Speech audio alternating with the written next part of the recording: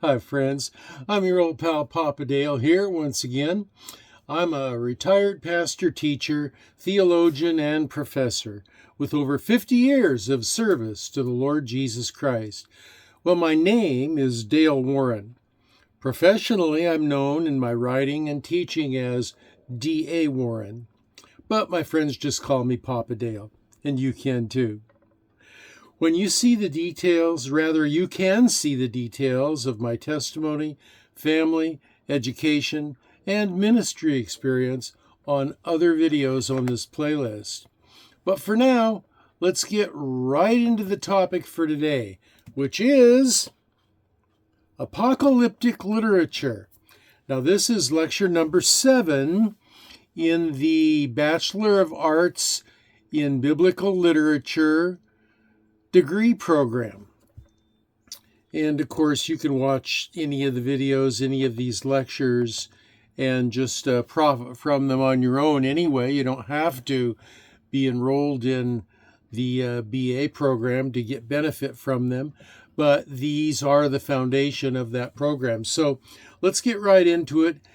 Biblical apocalyptic literature refers to a genre in the Bible that reveals hidden truths about the future, particularly concerning the ultimate destiny of humanity, the end times, and the coming of God's kingdom. Apocalyptic writings are characterized by vivid symbolic visions of cosmic upheaval, divine judgment, and the final victory of God over evil. The most prominent examples of this genre are found in the books of Daniel in the Old Testament and Revelation in the New Testament. Key characteristics of biblical apocalypse include the revelation of hidden things. The word apocalypse comes from the Greek apokalypsis, meaning unveiling, or revelation. Apocalyptic literature aims to reveal divine mysteries, often through visions, dreams, and angelic messengers. These writings often disclose events that are beyond human knowledge, particularly related to the end of the world and the ultimate triumph of good over evil. So, in apocalyptic literature, we have symbolism and imagery.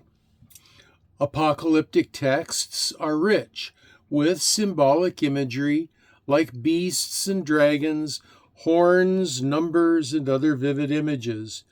Well, for example, in the book of Revelation, the dragon represents Satan, the beast symbolizes earthly empires, and the number 666 is associated with the Antichrist. In terms of cosmic conflict, a central theme of apocalyptic literature is the cosmic battle between the forces of good, God and his angels, and evil, Satan and his demonic forces.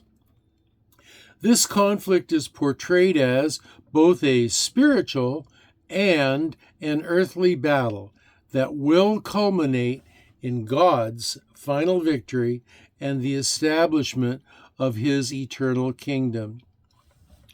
Next is divine judgment. Apocalyptic texts focus on the theme of divine judgment, where God will punish the wicked and reward the righteous. Now, this often includes description of cataclysmic events, natural disasters, plagues, wars, and celestial disturbances that accompany God's judgment on a sinful world. And so apocalyptic literature has an eschatological focus. It's concerned with eschatology, which is the study of last things. This includes the end of the current age, the final judgment, the resurrection of the dead, and the establishment of a new heaven and new earth. The goal is to offer hope to the faithful by revealing the ultimate triumph of God and the vindication of his people.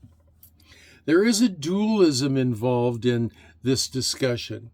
Apocalyptic literature often presents a dualistic worldview with sharp contrasts between good and evil, light and darkness, heaven and earth, and this age versus the age to come.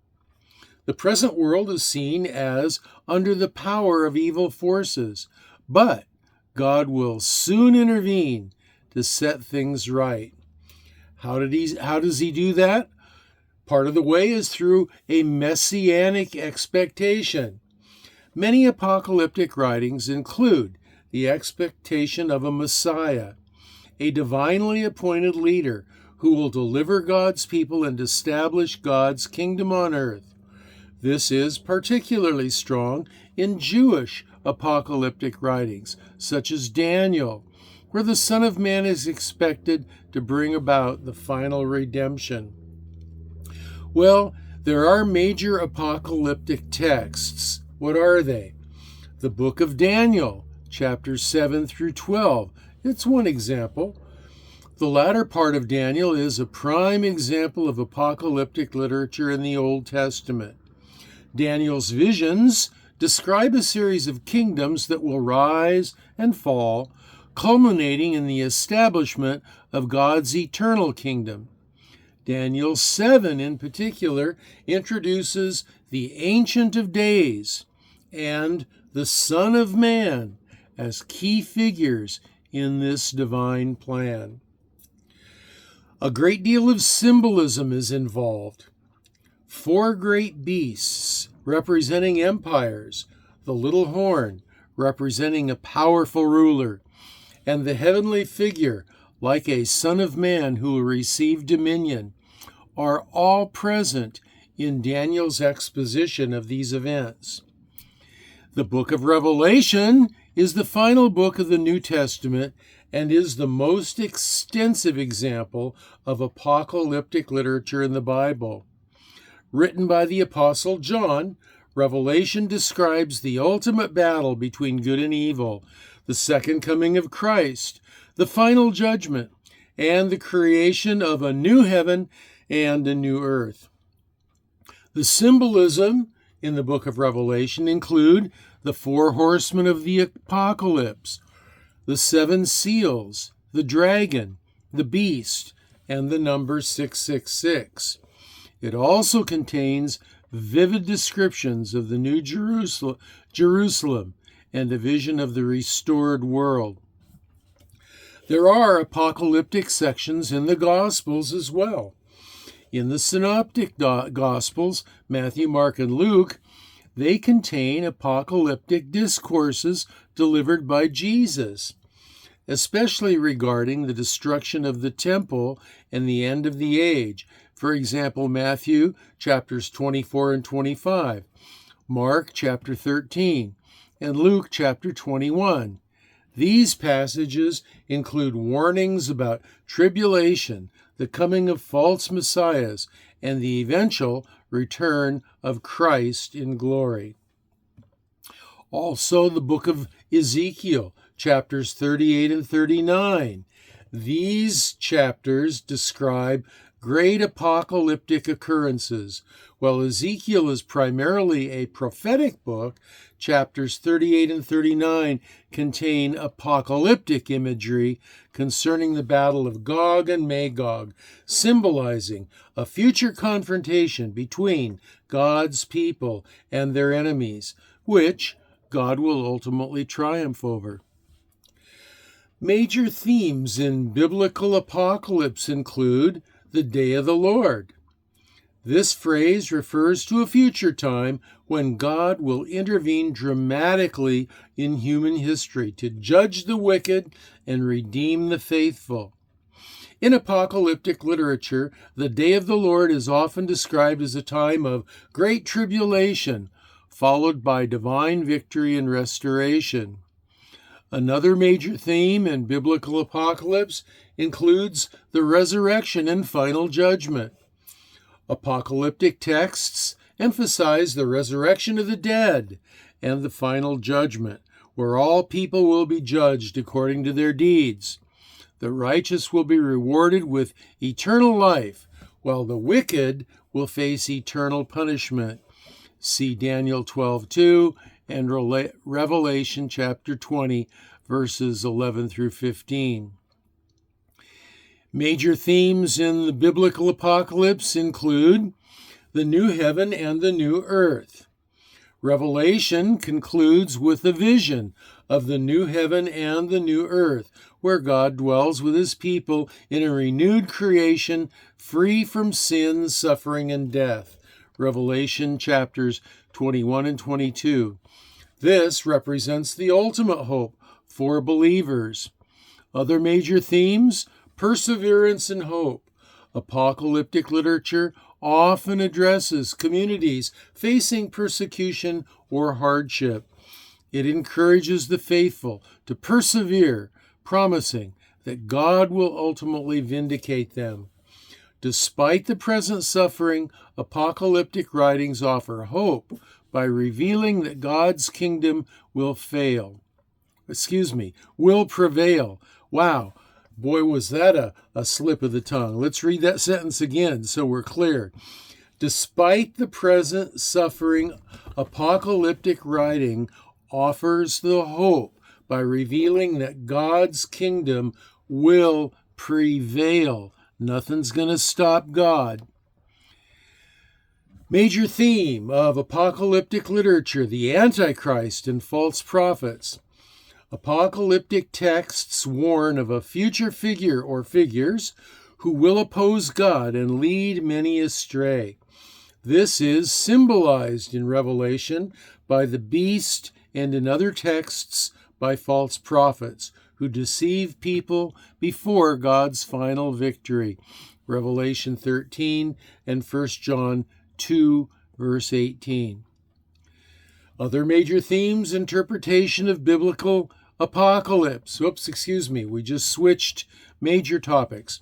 The interpretation of biblical apocalypse includes literal versus symbolic.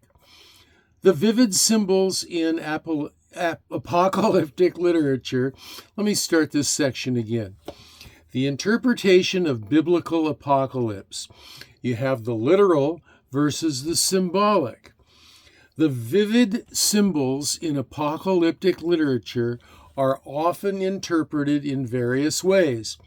Some scholars and religious traditions take a more literal approach, expecting the events to happen exactly as described. Others see the imagery as symbolic, representing broader spiritual truths or historical patterns. So, interpretations of biblical apocalypse also include the historic versus the futuristic. Some people interpret apocalyptic texts as descriptions of specific historical events. For example, the fall of Jerusalem or the persecution of early Christians. While other folks view them as predictions of future events, particularly concerning the very end of times. And there are different millennial views. Christian interpretations of apocalyptic texts often include different views about the millennium. The millennium is the 1,000-year reign of Christ described in Revelation 20. Premillennialism is the belief that Christ will return before a literal 1,000-year reign. Postmillennialism is the belief that Christ will return after a period of righteousness on earth. And amillennialism is the belief that the millennium is just symbolic of the current church age, with Christ reigning spiritually. We'll talk more about that in future videos. Until then, this is Papa Dale signing off. It is 2024, the date of this recording, and I'm here to say that you can leave questions, comments, or prayer requests in the comments section below if you like. If I haven't been raptured, I'll get to them. And until our next meeting, this is your old pal, Papa Dale, signing off for now, hoping that you will be well and that you will be blessed.